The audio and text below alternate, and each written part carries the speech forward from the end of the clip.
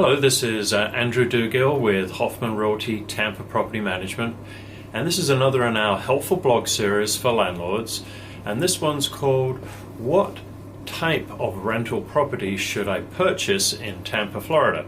And we're going to look specifically at the differences between multifamily and single family. And by multifamily I mean anything from a duplex to a large apartment building. And I personally have owned rental properties for more than 30 years and had single family and multifamily, and over that time we've also managed hundreds of properties for our customers as property managers. So let's look at the pros and the cons of multifamily property in part one. So the first advantage of multifamily property over single family property is lower maintenance costs. And you can kind of understand that because there are some economies of scale with multifamily properties. There's one roof, there's one yard. If you send a maintenance man over to check the flapper valves in the toilets, they can go through all the units while they're there. They're not driving all over town to different properties. The second advantage that we notice about multifamily properties is that the income is more consistent.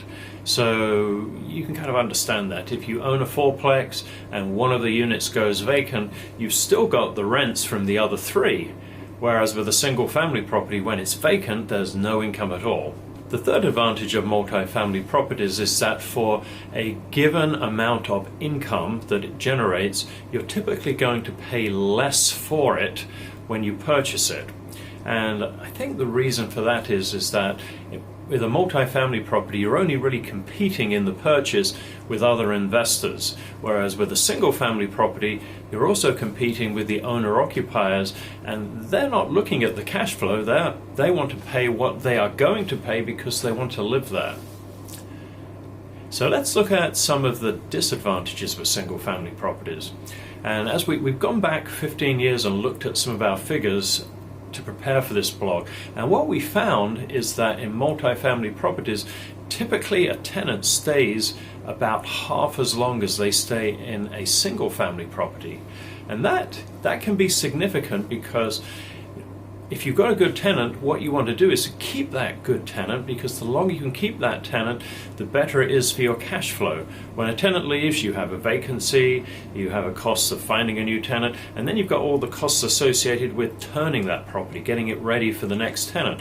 Paint, maybe new floor, carpet, cleaning, whatever you need to do. So on average, that costs you about 3 months rent and can be as much as 5 months rent every time a tenant leaves.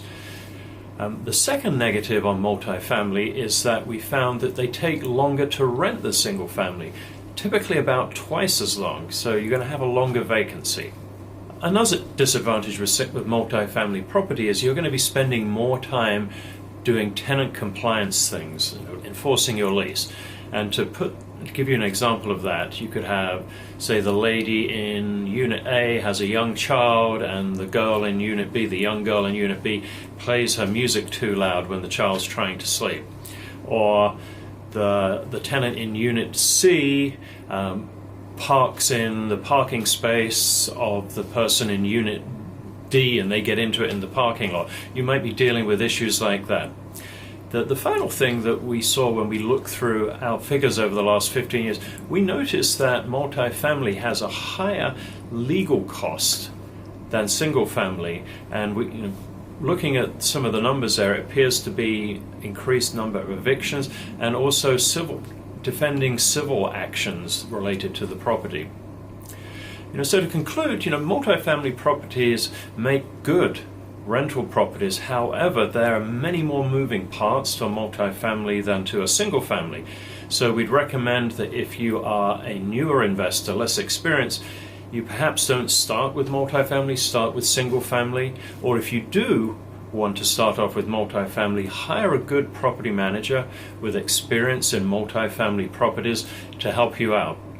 And also in the purchasing, I remember about 15 years ago we had a landlord that hired us to manage 5 apartment buildings, and we took them over and we spent the first year working with the police department trying to eradicate drugs and crime in the buildings and around the area before we could get good tenants in those. It was a mess and a real nasty situation. So you've got to be really careful how you purchase. So if you are using a property manager, please engage them in the purchase process so they can tell you what's a good purchase and what isn't.